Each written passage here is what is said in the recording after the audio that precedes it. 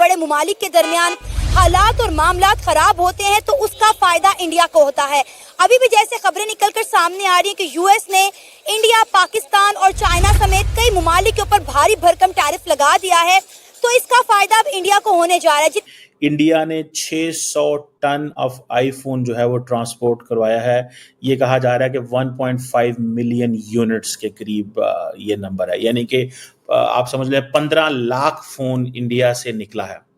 और ये इंडिया से अमेरिका गया है। वो क्यों गया है? बड़े बड़े टेक जाइंट्स हैं, सैमसंग, एप्पल, वो अपने मैन्युफैक्चरिंग प्लांट इंडिया शिफ्ट कर रहे हैं।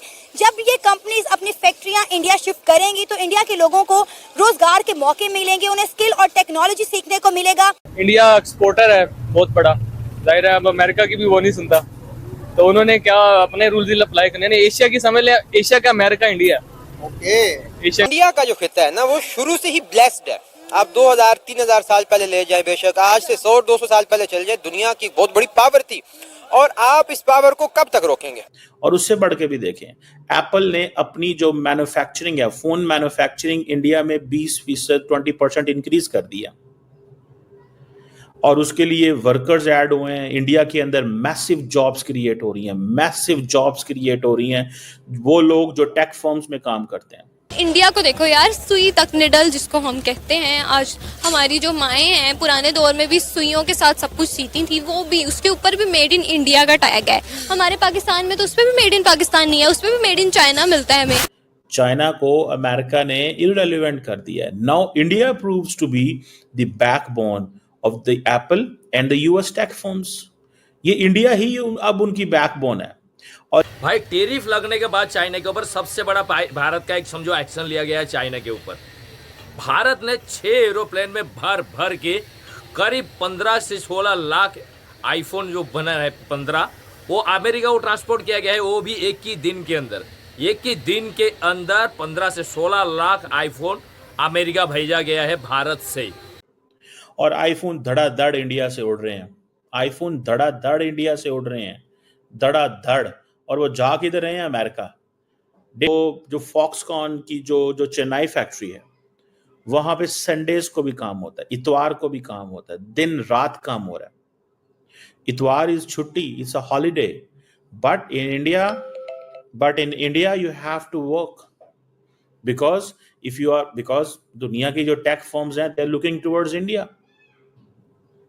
दुनिया की जो टेक फर्म्स हैं वो इंडिया की तरफ देख रही हैं, सो उनको उस हिसाब से वहां पे काम करना पड़ता है।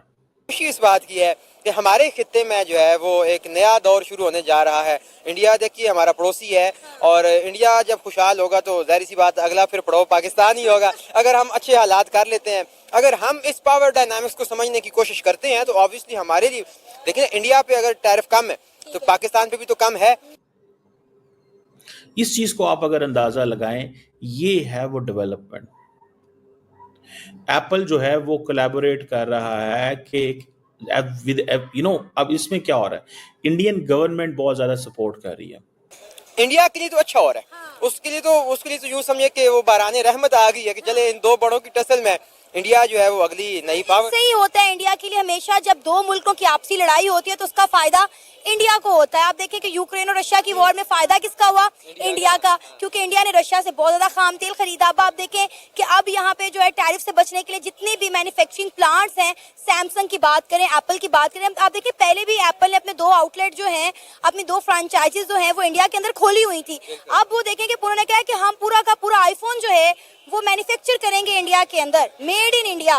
मतलब हमें तो कुछ भी ना मिला क्योंकि हमारे लोगों का ध्यान ही नहीं है इन चीजों पे। We could not get anything and we don't want to get anything, frankly speaking.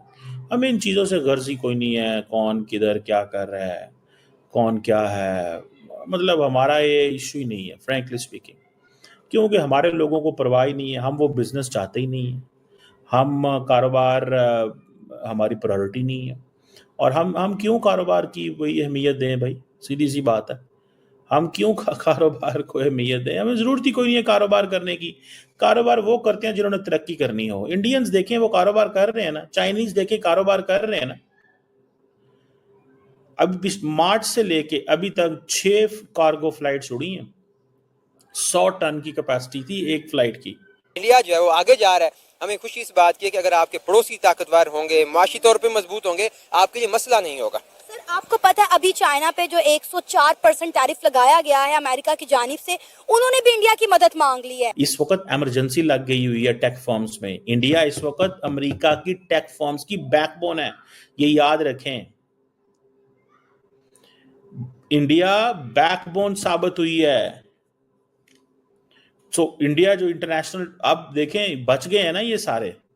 इसीलिए अमेरिकन मैन्युफैक्चरर जो है वो उस मुल्क में जाता है जहां पे अमेरिका के ताल्लुकात जो हैं वो ज्यादा अच्छे होते हैं। उस मुल्क में जाता है जहां पे अमेरिकन बिजनेसमैन उस मुल्क में जाते हैं जहां पे ताल्लुकात ज्यादा अच्छे होते हैं। आप बात समझ रहे हैं? इसको थोड़ा सा स्टडी करना होगा कि किस तरह उन्होंने अपनी सारी की सारी जो अप्रोच है वो लड़ा दी है।